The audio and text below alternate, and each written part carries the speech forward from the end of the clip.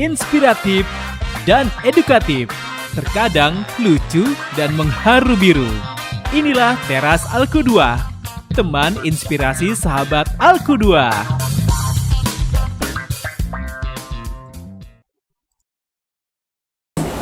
Assalamualaikum warahmatullahi wabarakatuh. Hai sahabat, alhamdulillah ketemu lagi nih sore-sore sekarang ya, versinya ngabuburit di teras kita. Ada yang berbeda tentu saja karena setiap hari di teras kita senantiasa kedatangan tamu-tamu yang inspiratif karena kita sedang berada di teras. Teman, kok saya lupa ya? Bisa diingetin gak kru? Teman inspirasi Alku2 of course ya. Dan hari ini saya Ratu Rini ditemani oleh tamu spesial kita. Kayaknya belum sempet ganti nih ya Kang ya. Assalamualaikum Kang Sanusi Pentamarta. Assalamualaikum warahmatullahi wabarakatuh. Iya, sahabat sudah tahu ya, familiar karena wajah beliau senantiasa sekarang tuh sering warawiri ya Kang ya. Jadi ada di setiap timeline gitu. Kang dari Cilegon, karena beliau masih berdinas sebagai wakil wali kota Cilegon ya Kang ya? Ya. Alhamdulillah, sehat Kang? Alhamdulillah. Jam berapa di sana Kang? Jam 14. 14, lancar ya Cilegon, Rangkas Bitung? Siang hari di sore Ramadan lancar. Alhamdulillah. Nanti jam 4 sore baru orang berburu iftar, berbuka. Oh iya, betul sekali. Gitu juga Kang di sana? Sama macet juga ya. Setengah 5, jam 5 macet itu. Iya, ada chemistry memang antara Cilegon dan Lebak ya dari beliau ini karena memang di Lebak beliau adalah salah satu perintis bahkan pendiri dari Alku2 ya Kang ya. Ya. Sejarah dan banyak cerita yang memang tempo hari kita juga pernah ngobrol nih sahabat. Dulu kita pernah ngobrol bareng di Cilegon di rumah beliau. Namanya muncul sejak 1993. Nama Alku2 itu ya Kang ya? Ya, jadi nama Alku2 itu muncul 93. 17 tahun, 37, 40 tahun. Oh, Masya Allah. Jadi sebetulnya cikal bakalnya sudah 30 tahun pas berarti. 30 tahun ya. Kita memang akan jelang anniversary ke-30 nih rencananya tahun depan. Dan Kang, kayaknya udah mulai menyerempet ya. Saya tuh dari lubuk hati yang paling dalam gitu ya. Kenapa Alku2 Kang waktu itu yang tercetus gitu ya? Nama Alku2 itu betul-betul usulan dari saya ya. Karena ingin jadi teladan, kita ingin menjadi teladan, jadi teladan umat. Kita harus jadi teladan bagi umat. Di umat harus ada sosok teladan. Keteladanan itu menjadi utama. Dan saya pernah kuliah di satu kampus di Depok namanya Alku2. Oh. Kampus itu belajar tentang bagaimana Islam di kampus Alku2 di Depok. Dan kadang masih, jadi kalau kita bilang Alku2, itu kadang keluar Alku2 Depok, kadang Alku2 di Cempak, di Rangkas Bitung, Lebak, Banten ini, kadang Alku2 yang lain. Jadi berkait lah kira-kira. Dan memang terinspirasi itu ada dari Depok waktu itu. Kemudian saya terngiang-ngiang tentang keteladanan Alku2 itu. Oke, jadi ada mimpi besar sebetulnya dari balik nama itu ya. Dari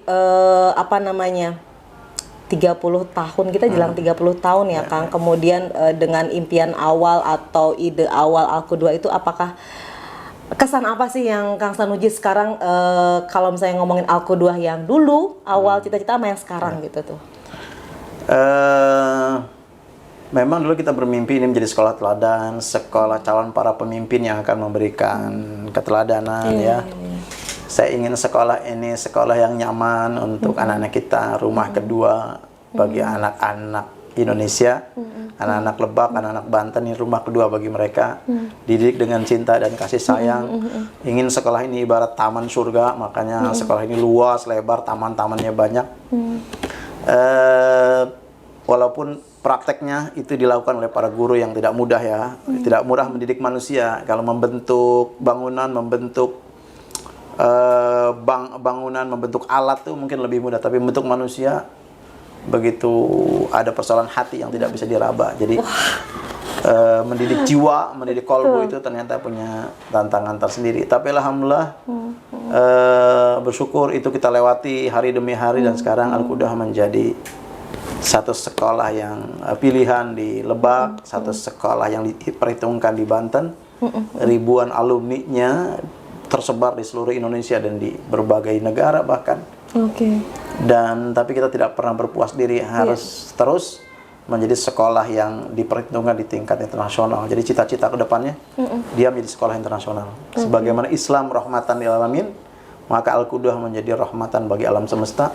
Sekolah internasional. Jadi kita akan masuk ke tahap selanjutnya menjadi sekolah internasional. Amin ya. Saya berharap podcast kita selanjutnya dengan bahasa Inggris atau bahasa Arab. Oke, amin. Catet ya. Pertama dicatat. Besok saya kursus. Saya juga harus kursus berarti. Dan itulah mimpinya. Betul. Seluruh kru Al-Qudwah, keluarga besar Al-Qudwah harus belajar, dikursuskan Inggris and Arab. Iya. Dan dulu English tuh and Arabic. luar biasa ya. Dan itu memang senantiasa digaungkan di setiap pertemuan-pertemuan gitu. Kang, awalnya Al-Qudwah ini kan nggak seperti sekarang ya. Sekarang kan sudah ada TKRA, SMP, SMA, kemudian juga sudah ada beberapa divisi seperti divisi usaha. Dulu tuh cikal bakalnya bisa cerita sedikit aja Kang, dari mulai ide, terus yang didirikan tuh apa gitu. Jadi waktu itu bahwa banyak sekolah-sekolah Islam, madrasah, sekolah-sekolah agama ya, seadanya gitu, tidak bangunannya tidak modern. Saya ngalamin sih itu Kang, masa-masa Banyak itu. sekolah di mana juga airnya nggak ada, lantainya juga tanah, seadanya. Kita ingin bangun sekolah Islam yang menjadi contoh. Oke. Maka kita buatlah gagasan itu tahun 93, kita proses 93 kita ambil rumah. Jadi di Bumi Palaton Permai. Jadi keluarga besar Palaton Permai, warga Palaton Permai bagian dari sejarah Al-Qudwah, saudara-saudara saya. Sahabat di Palaton, hai. Disenggol tuh. Pokoknya Bumi Palaton Permai tidak jauh dari perumahan di lingkungan Kemenag, itu ada di Bumi Palaton Permai. Itulah cikal bakal Al-Qudwah. Warga di sana memberikan dukungannya, keridoannya. Dan tetap masih ada di sana Al-Qudwah. Kita dirikanlah waktu itu Raudatul Atfal. Ngambil 2 tempat, kita cicil. Saya 1, ke Haji Nurjaya 1, Haji Nurjaya 1, saya 1, kita nyicil terus. Dibantu sama teman-teman, jadilah itu Raudatul Atfal, cikal bakal Al-Qudwah. Tahun 2005 kita memastikan punya kampus kedua ya. Kampus pertama di Palaton, kampus kedua kita dirikan di sini. Di sini ya. Itu kan kita juga sempat dengar nih sahabat ya, ada cerita yang heroik gitu pada saat pendirian itu ya. Jadi saya izin nih disebutin atau enggaknya ya, tapi saya dengar dari neneknya Kak Sanji dulu juga ada pengorbanan, bukan pengorbanan apa ya, kisah kepahlawanan yang, aduh saya berat nih ngomongnya apa ya, yang bisa sampai berdirinya Al-Qudwah gitu ya. Nanti mungkin Kang Sanuji bisa cerita atau juga bisa dikisahkan. Tapi yang menarik Kang, ketika misalnya orang nanya, Al-Qudwah itu punya siapa sih? Kenapa jawabannya punya umat gitu? Ya, jawab yang mana dulu ya, bingung ya. Oke. Gimana tuh? Memang ini kita dedikasikan untuk milik umat ya. Jadi saya pendiri Haji Nurjaya, kakak kandung saya pendiri, tidak ingin menjadi yayasan keluarga. Kita ingin seluruhnya orang-orang terbaik bisa bergabung di sini. Orang-orang yang mau mengabdikan kepada umat, kepada masyarakat bisa bergabung di sini. Yang paling berkinerja baik bisa memimpin lembaga ini. Termasuk keluarga saya, tidak saya memaksakannya juga, tidak mewariskannya juga. Ini milik umat. Jadi ini milik umat, dan dulu ada nama-nama yang jarang kita sebut ya.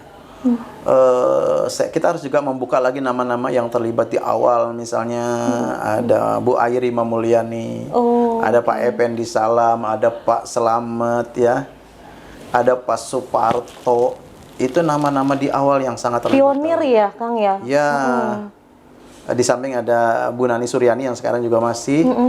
Tapi ada teman-teman kita yang sekarang sudah tidak jarang di sini, sudah enggak di sini, tapi mereka terlibat. Dan juga saya ingat guru saya almarhum, Allahyarham ya, Kiai Haji Hilmi Aminuddin. Beliau juga dulu membantu pembebasan tanah di awal, membantu kita.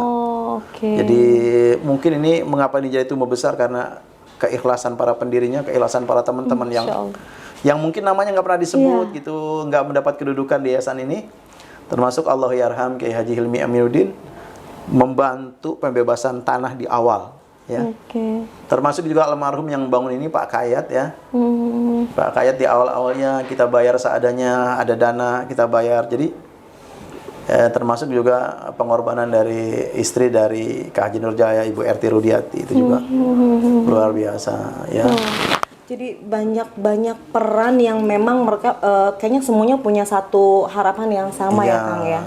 Jadi sahabat, rasanya kita menjadi bagian dari sahabat Al-Qudwa itu merupakan sebuah doa juga ya. Iya. Dan terangkum dalam cita-cita besar dari Kang Sanuji dan teman-teman serta semua pendiri yang tadi Kang Sanuji ada yang mungkin tidak tersebutkan. Oke, Kang, sekarang kan Kang Sanuji udah saya boleh bilang nggak sih miliknya Cilegon? Iya. Dengan kata itu ada rasa jealous gitu ya. Tapi masih ada apa namanya tadi ya, support yang diberikan kepada Al-Qudwa. Kang Sanuji pernah ngerasa lelah nggak sih dengan peran-peran yang mungkin sekarang sedang diamanahkan pada Kang Sanuji saat ini gitu? Kita memandangnya amanah. Jadi di mana aja adalah bumi Allah, di mana aja adalah bumi Indonesia ini, di mana aja kita bisa mengabdi. Orang Sunda bisa mengabdi di Jawa, orang Jawa bisa mengabdi di Batak, orang Batak bisa mengabdi di Papua. Tapi yang menjadi persoalan sekarang adalah amanah, bahwa saya mendapat amanah sebagai wakil wali kota Cilegon. Saya tidak ingin mencederai amanah itu. Oke. Jadi siapa dari manapun sekarang saya mendapatkan amanah, ya dari negara, dari masyarakat Cilegon, dari Allah, amanah itu harus saya jaga. Tapi juga saya punya amanah sebagai ketua Dewan Pembina Qudwatul Ummah, Al-Qudwa. Ini juga harus saya tunaikan. Iya. Di samping tentu saya juga, kita ini kan hidup sekarang menjaga amanah. Saya sebagai amanah, sebagai ayah, sebagai suami, sebagai ayah, saya ingin menjadi suami dan ayah terbaik. Menjadi ketua Dewan Pembina Al-Qudwa yang tetap melaksanakan tugasnya menjadi wakil wali kota Cilegon sebaik-baiknya. Nah, jadi itu amanah-amanah itu yang harus kita bagi, kita atur, tertunaikan kira-kira di akhirat nanti kita mudah-mudahan itu kita bisa pertanggungjawabkan, lolos kita dari sidang Allah di amanah itu. Yang penting adalah kata kuncinya amanah. Amanah ya. Berarti memang ketika pernah lelah nggak sih? Pertanyaannya pernah lelah nggak sih Kang? Pernah capek nggak? Ya capek lah. Capek ya.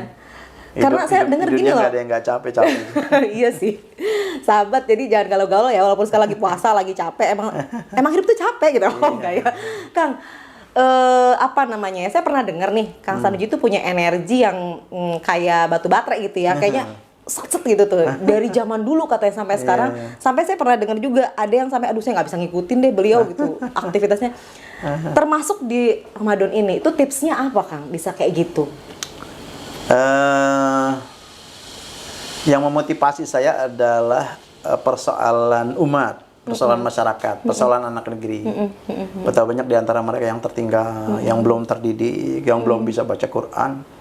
Ada persoalan-persoalan penyakit di masyarakat, tantangan kita sekarang anak-anak kita, kekerasan, narkoba, minuman keras, keluarga yang bercerai, perceraian keluarga. Kompleks ya. Jadi generasi kita menghadapi persoalan.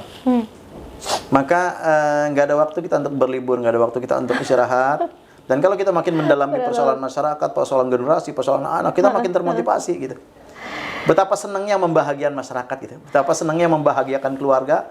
Kalau kita melihat keluarga bahagia, anak-anak ngaji, baca Quran, anak-anak terdidik dengan baik, mereka hidup dalam kehidupan yang sejahtera, keluarga senang gitu kitanya. Happy lihat orang tuh happy gitu ya, bahagia ketika membahagiakan orang lain. Ya senang melihat orang senang dan saya susah kalau melihat orang lain susah. Oke. Dan kebahagiaan itu kalau emang melihat Pak Topan susah, saya juga susah gitu ya. Bahagia dong, sahabat bahagia ya, bahagia. Apalagi kalau ngelihat gambar-gambarnya. Saya kalau melihat keluarga besar Al-Qudwa ada yang susah, rasanya nggak tega gitu. Wakil kontrakan saya belum dibayar. Japri ya, abis ini enggak deh. Iya Kang, saya ngelihat memang ketika misalnya Kang Sanuji muncul di media, event itu digambar, di poster itu senantiasa ada senyum yang bikin kita ada apa ya positif gitu tuh ngelihatnya tuh seneng. Apalagi sekarang saya sering lihat banget nih Kang Sanuji bareng terus nih sama istri. Ya. kayaknya makin happy nih. Kok nggak ada capeknya, nggak ada sedihnya, tapi kayaknya emang happy. Se-happy itu apa emang itu cuma pencitraan sih, Kang? Punten nih, Kang ya. Apa ya? Saya memang kan menyukai kebersamaan, menyukai kemesraan bareng gitu ya. Dan saya nggak suka konflik, nggak suka ribut. Cinta damai ya, Kang ya? Kalau konflik ribut saya pergi aja.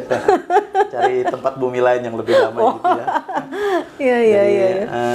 Dan dulu saya menjadi pejabat publik, banyak meninggalkan keluarga, banyak meninggalkan istri. Saya ingin terus ada event-event bersama, saya selalu bersama. Ada momen-momen bersama, saya bersama gitu. Jadi saya lebih banyak mengalah untuk bisa mengikuti agenda istri ya, gitu. Karena dulu sering ditinggal, jadi sekarang ini harus lebih. Dan sekarang ada anak-anak yang saya harus asuh, jadi harus bersama. Yeah. Anak saya baru 1 yang menikah dari 5 jadi 4, masih belum menikah, masih belum lagi berkeluarga, masih sedang studi, sedang pendidikan, sedang dibentuk karakternya. Jadi saya mesti membangun kekompakan sama istri, mengasuh anak ya. Saya tidak ingin pejabat publik kemudian anak-anaknya tidak terurus ya, anak-anaknya tidak mendapatkan. Jadi karena memang sekupnya dari situ dulu ya, Kang ya. Jadi dari kalau urusan situ dulu. anak tuh saya prioritaskan. Kadang-kadang ada agenda-agenda. Saya izin ya. Ini mungkin pada Idul Fitri saya izin untuk menghadiri wisuda anak kedua di Malang bersama istri. Alhamdulillah. Jadi kalau wisuda saya ingin bareng lah sama istri menghadiri gitu. Dan itu diprioritaskan ya, Kang ya. Karena warisan terbaik.